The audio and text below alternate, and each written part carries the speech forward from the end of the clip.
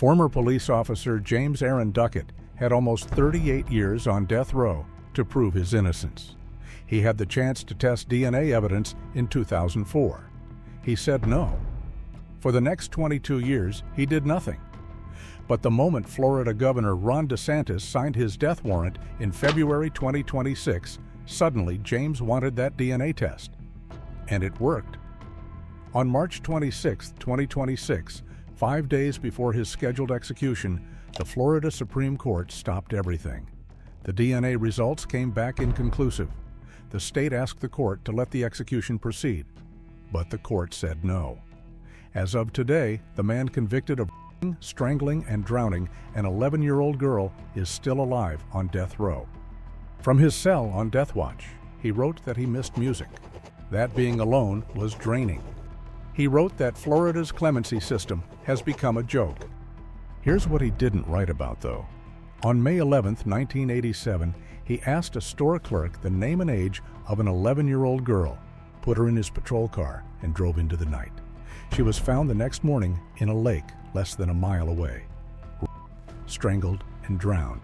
And that girl may not have been his only victim. Investigators later linked James to 2 other unsolved murders. This is what happened. Teresa McAbee was an 11-year-old 5th grader at Mascotte Elementary. On the evening of May 11, 1987, at around 10 p.m., she told her mother she needed a pencil to finish her homework. Her mother said no.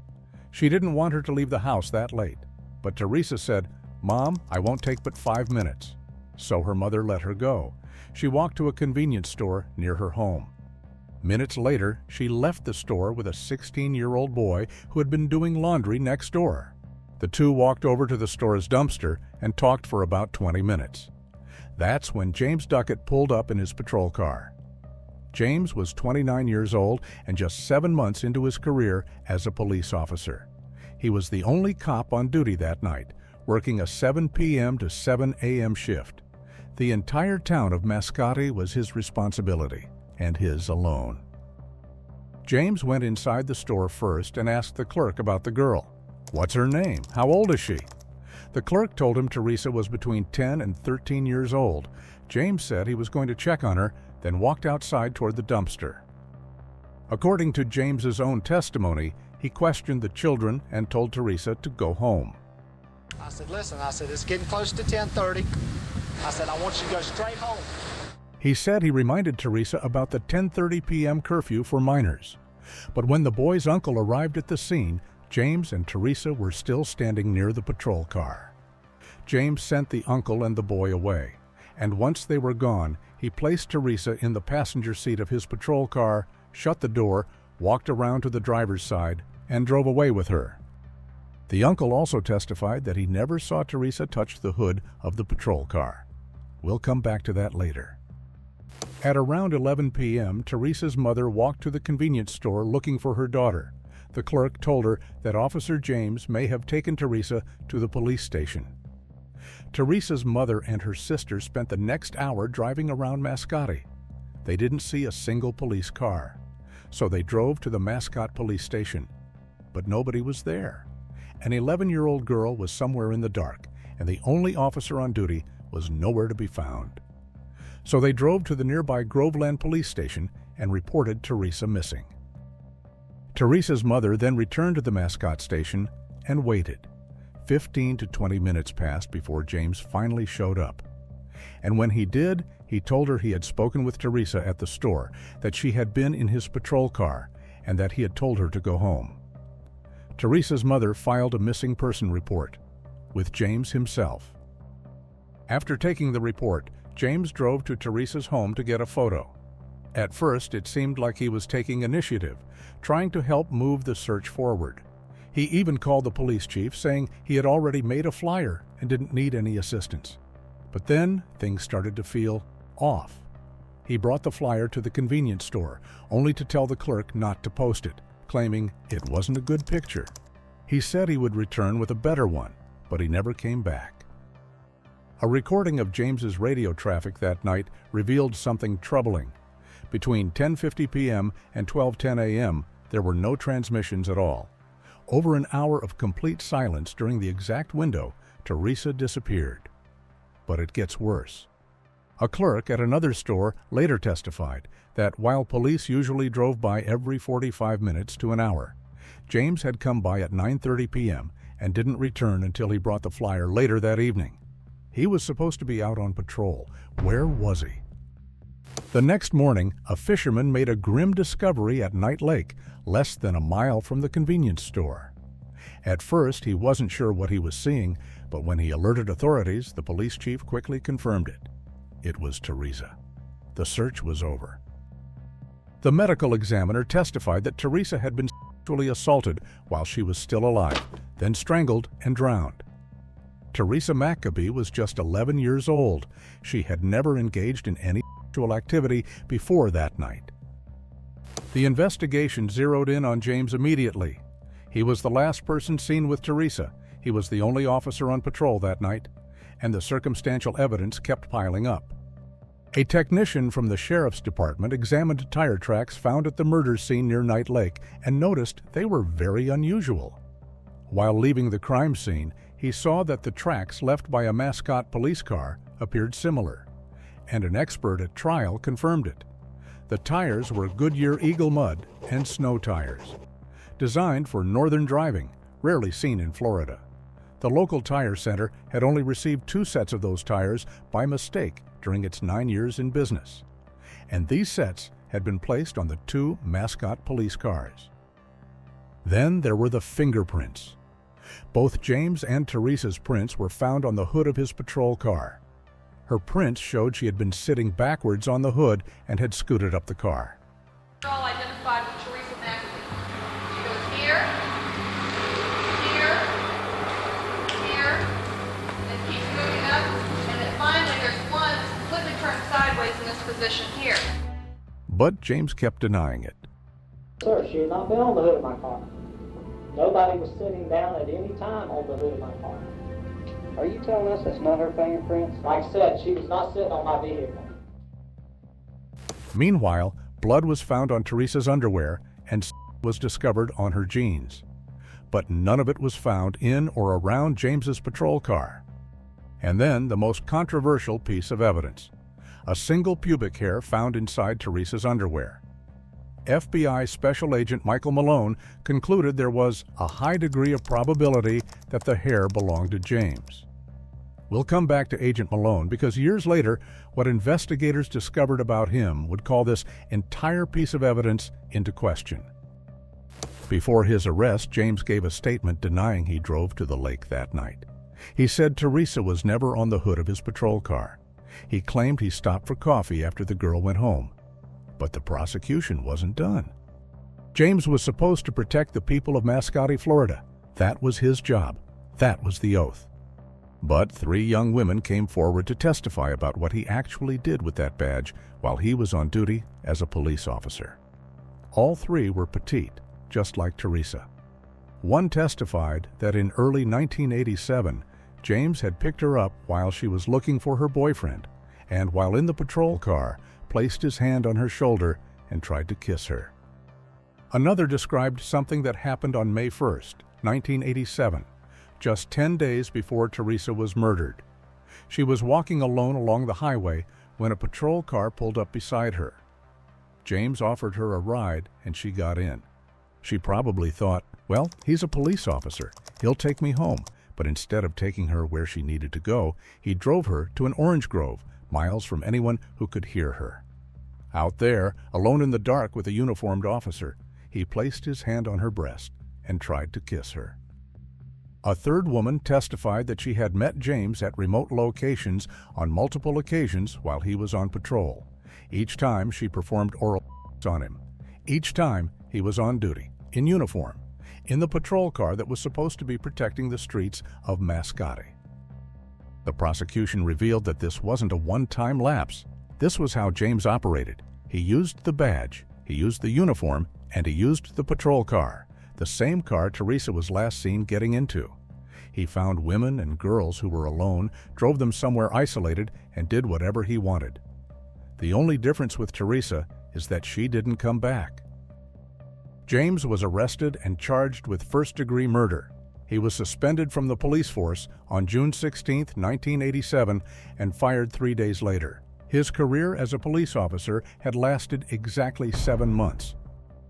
On May 10, 1988, it took the jury less than 90 minutes to find James guilty of sexual battery and first-degree murder. And by a vote of 8-4, they recommended the death penalty. Circuit Judge Jerry Lockett sentenced James to death by electric chair for the murder and to life in prison with no parole for 25 years for the sexual battery. Now, remember FBI agent Michael Malone? Years after the trial, the Department of Justice investigated Malone for providing false testimonies in multiple cases. Government reports described him as one of the most problematic analysts in the FBI laboratory, and that was not it. A retired detective, a former police chief, and the mayor of Mascotte all publicly said they believed James was innocent. But then that retired detective kept digging, and what Marshal Frank found changed his mind entirely. On May 7, 1986, an unidentified woman was found dead in a water-filled pit near Lakeland, Florida. She was last seen getting into a dark blue car. At the time, James owned a royal blue Buick Regal. Then, on September 19, 1987, 4 months after Teresa's murder, 14-year-old Jeanifer Weldon disappeared after leaving a carnival near Lakeland, 3 days before her 15th birthday. Her body was found 2 weeks later in a rural part of Polk County. By then, James had been fired from the police force and was working night shifts at a phosphate mine. He drove the same route to work around the area where Jeanifer's body was found. Gasoline receipts placed James near the scene, and he had arrived for work 2 hours late, disheveled. And then there was this. Jeanifer had been carrying a green shopping bag and a stuffed toy when she disappeared. Later, James's wife told investigators that her husband brought home a lime green shopping bag with a stuffed toy inside for their children. In 2003, Polk County authorities announced they intended to charge James with Jeanifer Weldon's murder if his death sentence was ever overturned. But those charges were never filed. Marshal Frank, the detective who had once fought to free James, reversed course completely. He concluded James was guilty of killing Teresa McAbee and Jeanifer Weldon. Do you think the death penalty was the right call here? Let us know in the comments. Children disappeared around the Duckett name, Teresa McAbee, possibly Jeanifer Weldon. And then, years later, another child vanished, this time from inside the family itself.